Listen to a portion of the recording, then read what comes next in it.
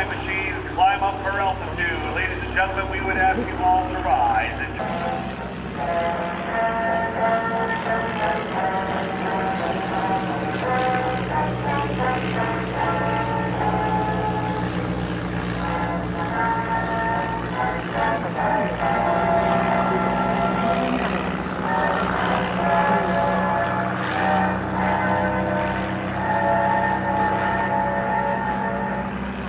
Well, thank you, ladies and gentlemen, for joining our national anthem, our very modern iPod system, actually skipping a verse of the anthem today. We apologize for that.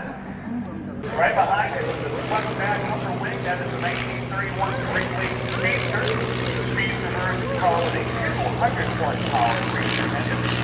And they had North will make a nice 90-degree turn to the east. They'll push those control sticks forward, gain up a little bit of airspeed.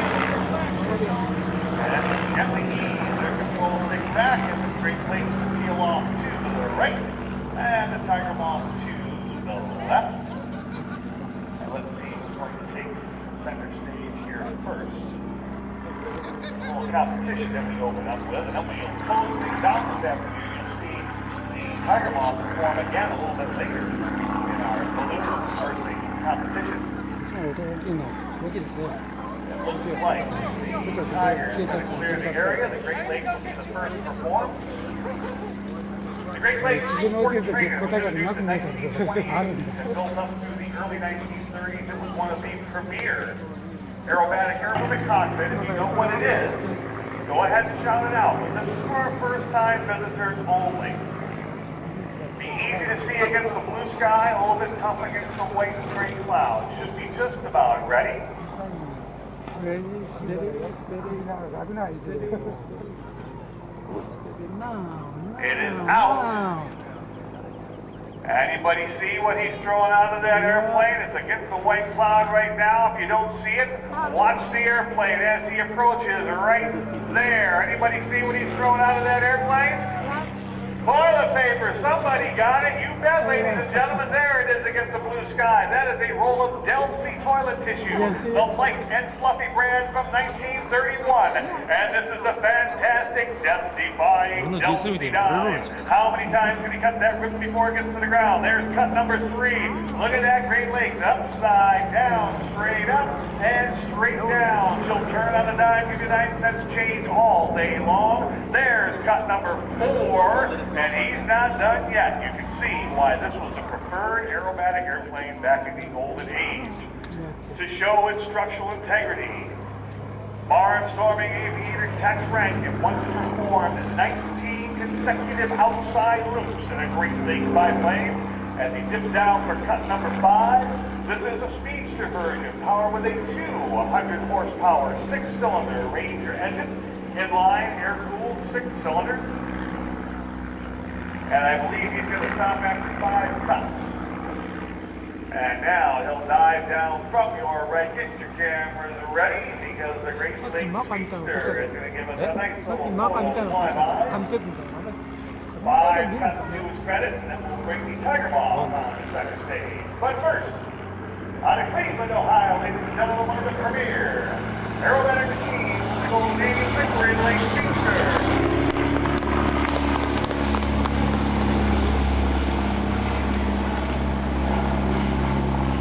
Great Lakes became a victim of the Great Depression, unfortunately. They had been any other biplane in Europe. Some 9,000 de Havilland Tiger Moths were built. And just about every pilot that flew for the Royal Air Force in World War II trained in a Tiger Moth. And he's got 2 rolls of toilet tissue out there today. And they're falling at a little bit different rate of descent. So he's going to hit the first one and not going to be able to dive down and get that second one today. Tiger Moth not quite as good as the Great Lakes, but nonetheless it was a real utility airplane capable of any aerobatics you wanted to put it through. Not a difficult airplane to fly, but you wanted to stay on top of it at all times. There's cut number 2. Not only was it a great training airplane, it was used for air show work, it was used for crop dusting, and even did some light bombing during World War II. Now we might get them both. There's cut number 3, and cut number 4. Got them both that time. Not done yet, powered with a 130 horsepower Gypsy Major engine. Jeffrey de Havilland flew during World War I, designing airplanes for the RAF. And then opening up his own aircraft company in the 1920s, began building what was called the Moth series of biplanes. Improved year after year. In October of 1931, he introduced this one, the DH-82A Tiger Moth. Described by aviation author James Gilbert simply as a great airplane.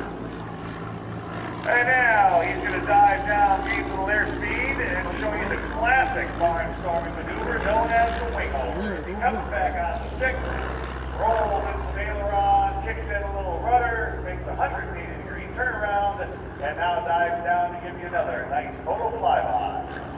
One of the last of the 9,000 Tiger Moth manufacturers, the DH-82A.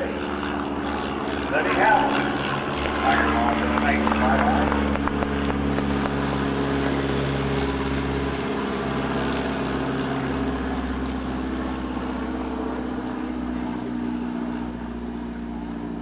Always opening up our show with the old ribbon cut.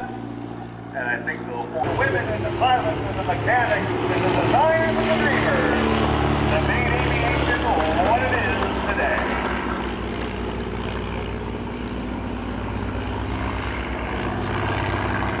We'll recover these two machines and then we're going to step back into the pioneer days. Of course it was Wilbur and Orville Wright who first successfully flew December 17, 1903, down in Kitty Hawk, North Carolina. They were the first ones to fly an airplane under its own power, in control in all three axes. Some airplanes had hopped off the ground, but they weren't really in control. It was the Wright brothers that really taught the world how to fly. After that, many designers began building airplanes, and we're going to show you a couple of different examples of some of these great pioneer machines. But first, from your right, the Great Lakes Speedster lining up. Well, that wind feels like it's shifted out of the south.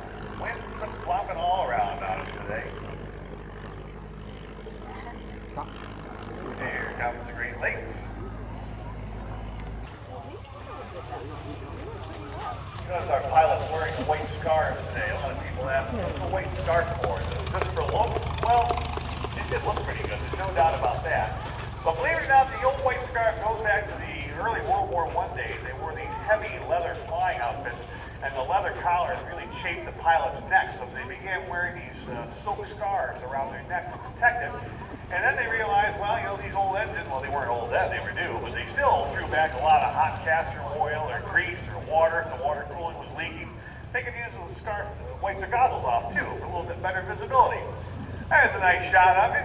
Two of the barnstorming airplanes, the Tiger Moth away over across the Atlantic Ocean. One of the premier British machines and the Great Lakes Speedster. They'll taxi down to the south end of the field and then we're going to roll out our pioneer machine. For you gearheads out there, if you've never seen or heard a rotary engine before, you're in for a real treat in just a couple of minutes.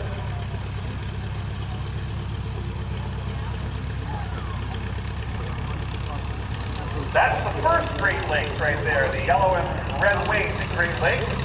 You're going to see two more Great Lakes before the day is out. They're both sitting across the runway is the gray and white new Great Lakes and Cole Taylor's original sports trainer with a Nasco engine.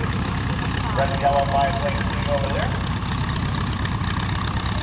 They'll be performing in our balloon and birthday competition.